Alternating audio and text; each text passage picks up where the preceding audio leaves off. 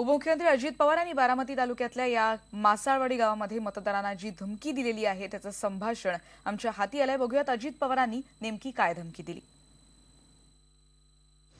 उद्याच्याला तुम्ही काही जरी गडबड केली तर सुप्रियाला मी बाहेरच्या कडनं मतात निवडून बरोबर, पण जर कुठल्या गावांनी सबलब केली तर तिथलं पाणी सगळं बंद करेल। बरोबर आहे, मी तुम्हाला आत्ताच सांगतोय बघा, जर मासाळवाडी किंवा तरडोली कुणी एक मिनिट टाळा अजिबात टाळ तर मला मशीन मध्ये दिसते, मी सरळ त्या लोकांना सांगेन की तुम्हाला जर ही अशी मस्ती आलेली आहे तर मग मला तरी काय घेणार।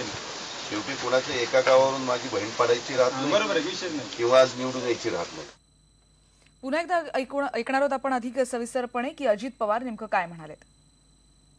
ऐका, उद्याच्याला तुम्ही काही जरी गडबड केली तर सुप्रियाला मी बाहेरच्या कडनं मतात निवडून बरोबर, पण जर कुठल्या गावांनी सबलब केली तर तिथलं पाणी सगळं बंद करेल। बरोबर आहे, मी तुम्हाला आत्ताच सांगतोय बघा, जर मासाळवाडी किंवा तरडोली कुणी एक मिनिट टाळा अजिबात टाळ तर मला मशीन मध्ये दिसते, मी सरळ त्या लोकांना सांगेन की तुम्हाला जर ही अशी मस्ती आलेली आहे तर मग मला तरी काय घेणार। शेवटी कुणाच्या एका गावावरून माझी बहीण पाडायची राहत नाही, बरोबर किंवा आज निवडून यायची राहत नाही।